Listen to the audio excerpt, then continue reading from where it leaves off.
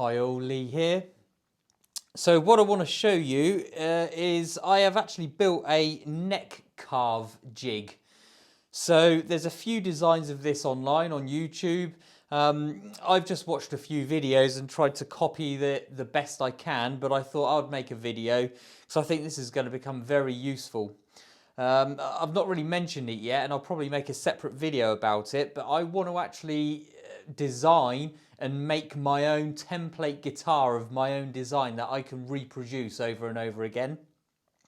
I'd love the opportunity if I could to try and get good enough and sell a few. So obviously I want something that's unique to me, and if I could start some sort of business, or only if I sell a few guitars a year, I really want to do that.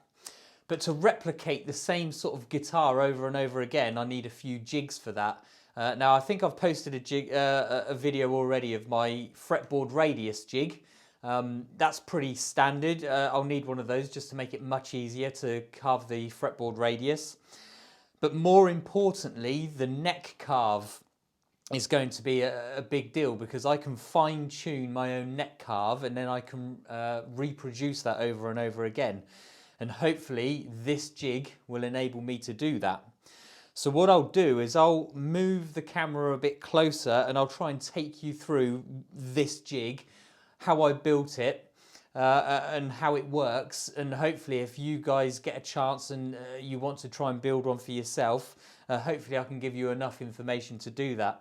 I'll try and hold up the, I'll try and measure some of the dimensions for you, just to give you an idea of where to start. There is a bit of trial and error when you're setting up the cams. So there's a cam at either end that's used for shaping the neck. So setting those cams up, there's a little bit of tweaking will be required, but I'll give you a good starting point, and then you can try and carve it the best you can to the shape you want. So let me move the camera closer and I'll sort of deconstruct this jig, and I'll show you what I've done to put it together and how it works. So let's try and take you through this. Obviously it is a box similar to my fretboard radius jig. It's just two pieces of plywood at the ends, connected with some cheap pine.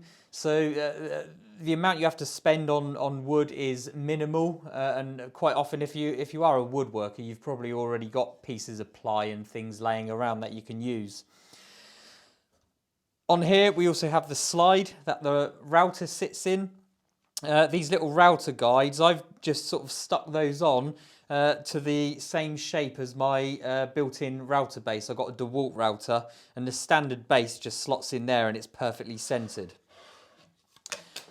So what else do we have? As you can see, I've been practicing with just another piece of wood. The fretboard fits, the neck fits in here, and I've kept it clamped on this end just with some wooden guides, and I use a screw on this end just through one of the tuner holes, pre-made holes that I'll be using as guides when I put the tuners in. Now obviously this neck is just for practice, this is not going on a guitar, but I've been using this to fine tune the cams, because it's actually the cams that make the profile of this. So I'll try and show you a bit more of that. So what does this box actually look like? Let's deconstruct it a little bit so you can see it. So let's take the neck out first.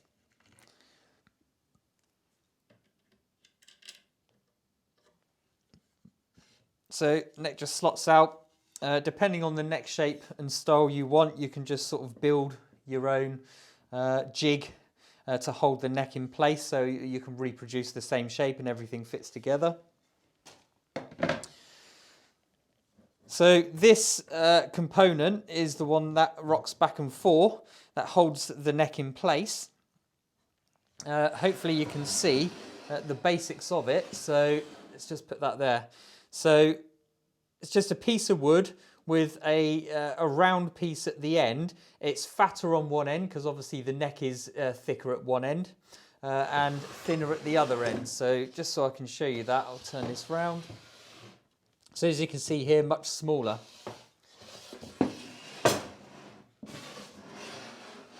So what I'll do is I'll remove this and I'll just take you through how I've built this box.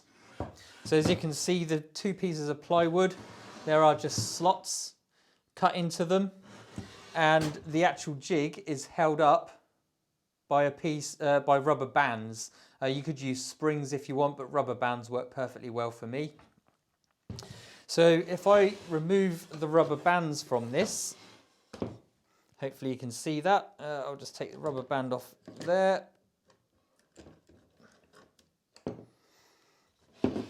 And off the other side.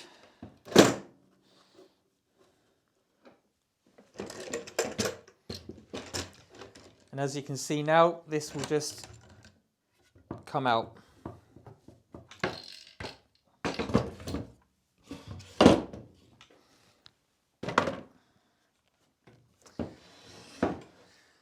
So hopefully that makes sense to you and you can see that okay. I'm having problems fitting it all into the camera lens, only because I don't have an extra wide lens, unfortunately. But hopefully you can see the basics of how this box is built. Two pieces of plywood, a slot inside it, and this is just an M10 nut and bolt. And what I've done is I've put some ball bearings on there that follow the cam profile. So these ball bearings are just off Amazon. They're just for roller skate ball bearings. They don't cost very much at all. And a selection of M10 and M8 bolts or whatever you have available really. But it's all relatively cheap. So what do we do here? You get the two pieces of plywood. You need to make sure that these are, the slot and the holes are cut very accurately for the bearings and for the actual neck holder to fit into. So the way I actually did this is I prepared these two by sticking them together. So when I had these pieces of ply, I used some double-sided tape, so carpet tape, and I use carpet tape a lot to stick wood together for measurements and sticking it for tooling. So all I did is I stuck these two pieces together, and that means when I cut all of the holes into it, they match each other perfectly. So when I separate them, I know that they are perfectly in line with each other.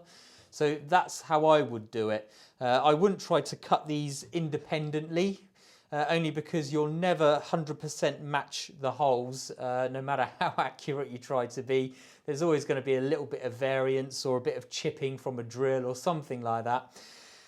So the best way to do it, cut the two pieces of ply, stick them together, and then while they're stuck together, you can then cut the slot and cut the hole directly through the two pieces at once. Once I've done that, I separated them. This, at the end, is just an M10 nut and bolt. It could be an M8 actually, so it's an 8mm nut and bolt, but it's the size that easily fits through the ball bearings. So that's all that matters here. I put those through. I have actually got a shim in between as well, so I don't know if you can see that.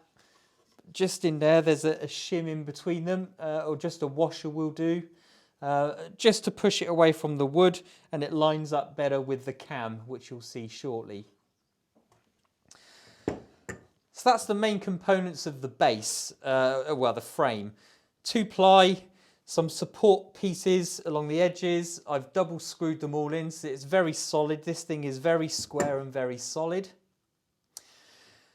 A slot to slot in the actual jig piece, and a hole above it to put the ball bearings on. So that makes the frame. What I'll do is I'll give you some measurements, just so if you wanted to copy this, you could try.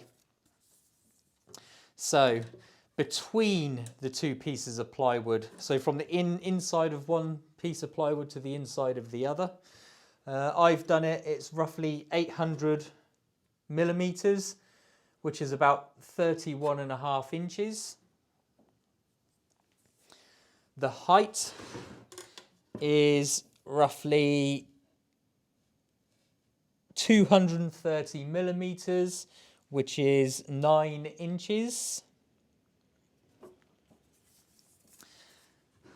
And the inside width is roughly 205 millimeters, which is around 8 inches.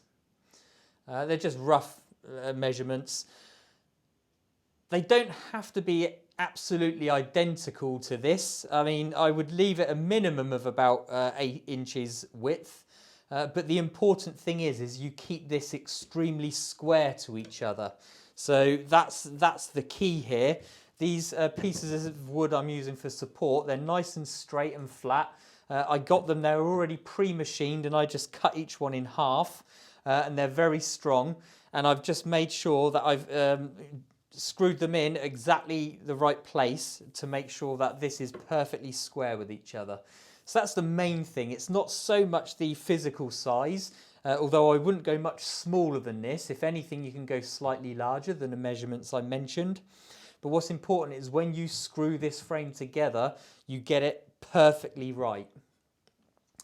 So just to give you some more of the measurements. Now this slot that is here, that this fits into, it has to be slightly longer than necessary because it's actually the cam pressing against the ball bearing here that makes the difference. That's the important part. So just to give you an idea of how high this is, which is one of the critical ones. So if we move that here.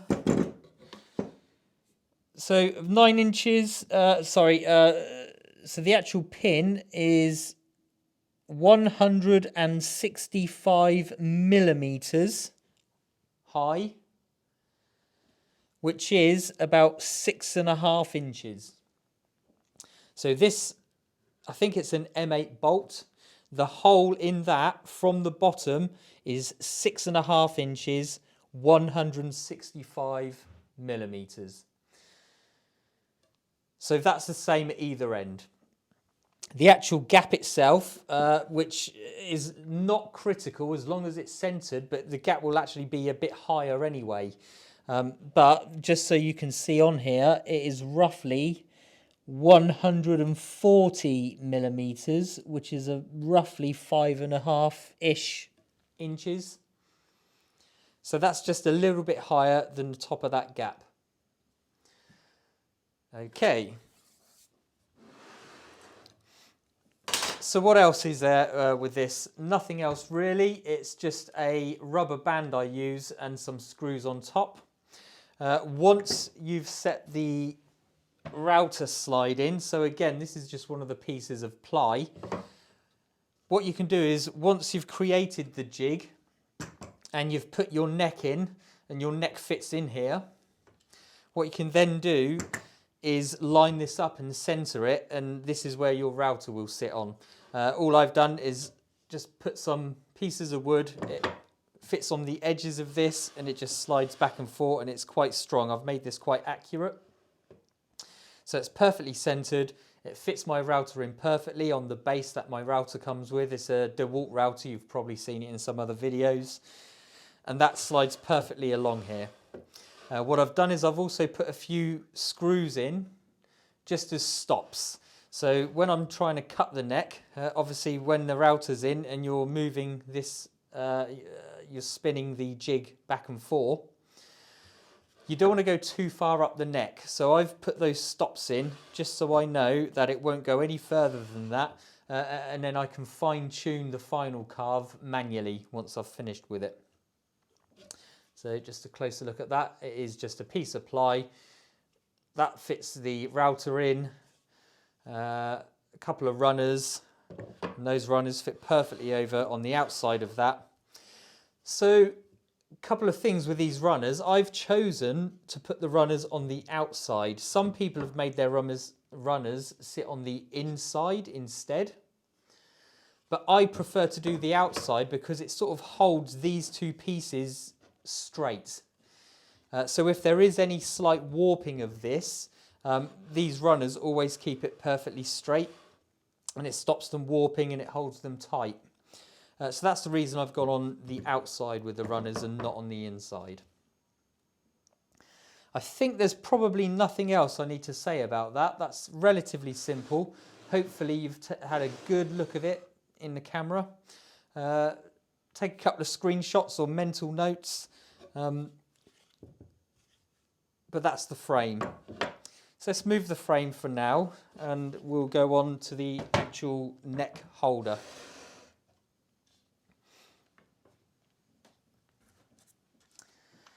So this is the main holder for the neck. What it looks like. So it's a piece of ply, obviously just a flat piece that the neck will sit in. I've already created this, so my neck is it's a pretty standard 57mm wide neck to 43mm wide, so that's just the standard neck I'm using. A lot of guitar brands use very similar dimensions.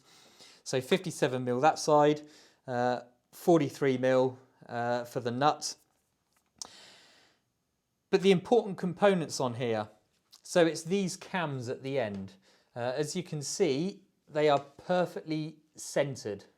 So the way I centered those cams, I took this piece of plywood, I stuck another of the same piece of plywood on top of it, and then I could center perfectly on that where the two pieces of plywood glue together. I could then take a round piece of ply that I cut out, and I knew exactly where the center is. So that needs to be perfectly centered to this. So as you can see, it's slightly cut out there. Hopefully you can see that. It's perfectly centered inside there. Now these cams are slightly different sizes on each side, obviously because the neck is thinner. So you have to think, the way this works is when you're rocking this cam on the ball bearing, that is the actual shape of the neck it will make at this end. And this is the shape of the neck it will make at this end. And of course, as the router moves, it slowly varies that neck carve depending on these two profiles. So this cam at the headstock end, I started with 75mm radius. In fact, let me just check its radius, not diameter.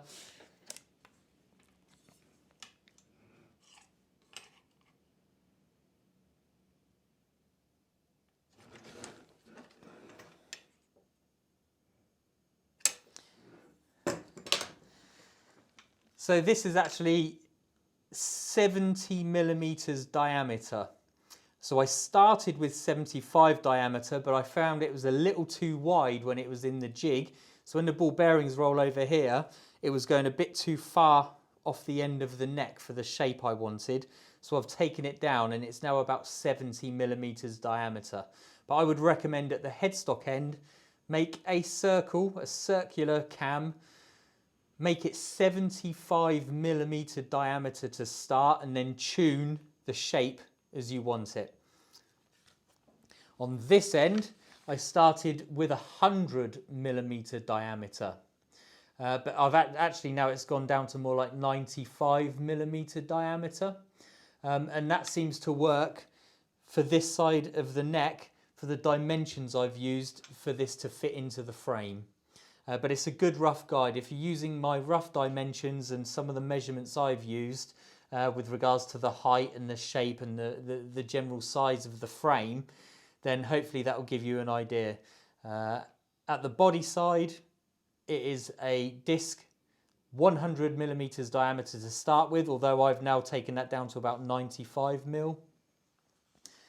And at the headstock end, it was 75mm, but mine is now gone down to about 70. But start bigger, and then you can cut away at this as you need to fit your neck as you sort of put it in and test it. So how does this actually work? Let me just give you a good look. This piece of wood at the bottom is just for support to make sure this stays perfectly parallel when the neck is on there and I'm cutting into it. So there's nothing special here. I've just drilled some pieces in to give it a little more support to stop this flexing and bending. So that's all that is. So let's talk a bit about how these cams work when they're inside. So obviously that's in, the cam is touching on the ball bearing, And as this rocks, that is changing the height of the neck in relation to this bed. So a couple of things I need to tell you. Number one, the big cam on this side, this really needs to be cut away. The way this works is the width, diameter width, should correlate with the width of the neck and where the router comes off of the neck. But the height correlates to the height of the cut of the carve. So where this is important, if I were to measure, when I set this up, if I were to measure the top of this small headstock end cam to the base, whatever that measurement is to make that shape at this end, the height of this is the depth it cuts into. So where that's important, at the headstock end, you can leave it almost round if that's the profile you prefer. A lot of the profiles on necks are quite round at the headstock end. At the other end, because we're using a much wider diameter, you really need to cut away at the top, because the top is the height at this end. So if this end is 75 millimeters high at the headstock end, and that was 100 millimeters high, you've got a 25 millimeter difference in height as you're cutting. So this is key. Most necks, if you have a look around, they're only about a millimeter thicker at the 22nd fret or the 24th fret than they are at the headstock end. So to get the thickness of the profile rather than the shape of the profile, you want an almost level thickness going all the way down the neck.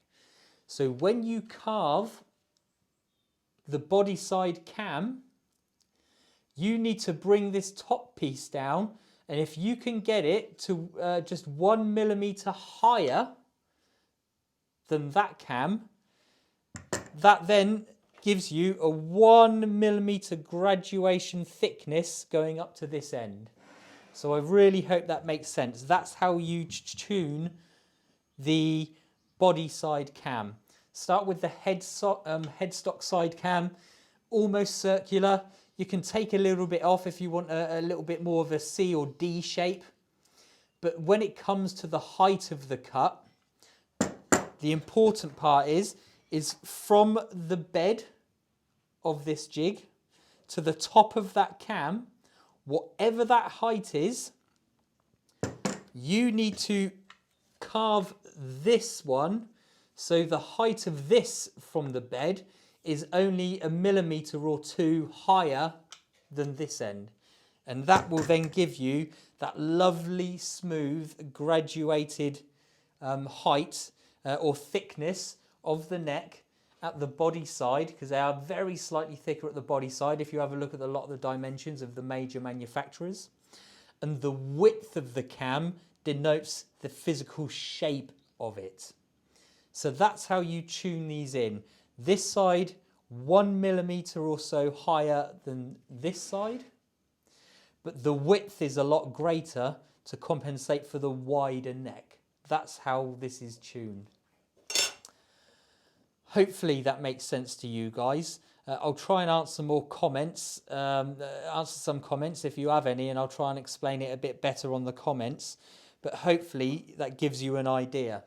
So if I put this back together now, I'll try and show you what it actually looks like, and maybe you can start to visualize how this actually works. So this, I've just put M10 bolts all the way through. I've got some shims on there. I actually cut out just a piece of copper. I'm lucky enough to own a lathe, so I can make my own shims and washers and things like that. That's for the elastic bands to sit on. But this is just bolted in, perfectly centered, the same at either end. And then they slot into that slot. as you can see there. Then I get the elastic bands and you just pull those up. So as you can see, the actual slot itself is higher than required because the cams are now touching the ball bearings. So this slot just has to be slightly higher than necessary, but it's not critical how high it is.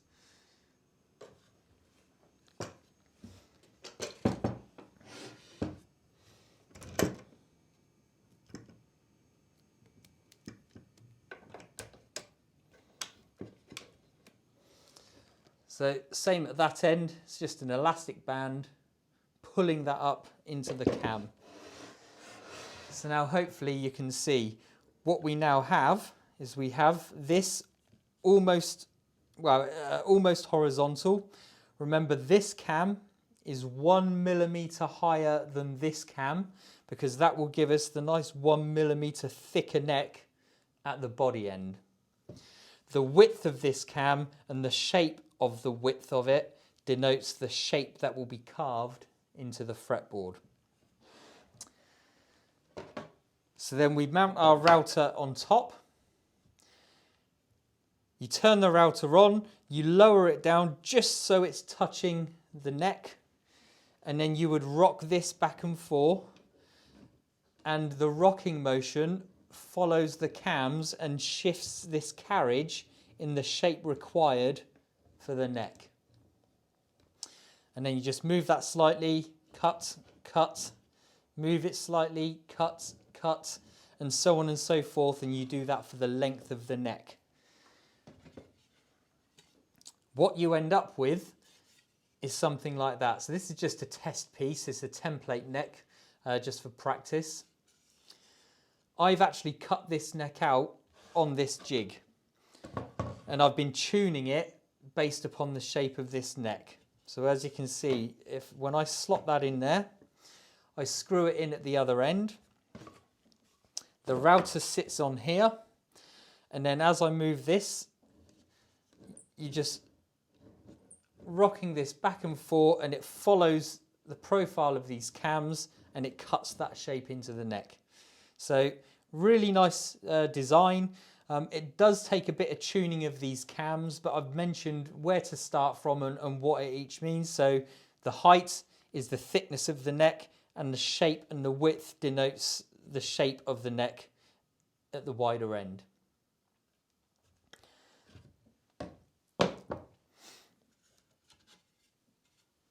As you can see, that's my profile. It's obviously not the finished profile, but it's a lot easier to use a jig like this to get 90% of the way there. And then all that you'd need to do manually is make these nice and smooth, because obviously they're going to be cut away there. So you smooth those off and you just finish the neck to headstock profiling as well, just to make that nice and smooth. But that will save me hours of neck carving, and it will be able to reproduce a very, very similar carve time and time again. Now, as I've said, what I'm planning to do is I'm building a template for my own design of guitar, and I am setting this up so I can reproduce that same design over and over again. That's my end goal, and that's the reason I've designed these. So in theory, I could change the profile of these cams for different neck profiles, and I could do like a deeper D or a C, or, you know, there's a lot of different profiles you can use. But I'm happy with my own design. I'm making this so I like it. It's my own design of guitar. And that's the one, you know, if I were to sell them or attempt to sell them, the idea is people would like the guitar that I've built, and they will buy that because they know it's hand built, number one. I'm not using any CNC to build any. And of course, it's to the specification that I'm comfortable with, and hopefully other people will like that. But I mean, if anything were to ever come from this guitar building, then of course I could start doing suggestions from customers, and I will change these cam profiles as necessary to match their requirements.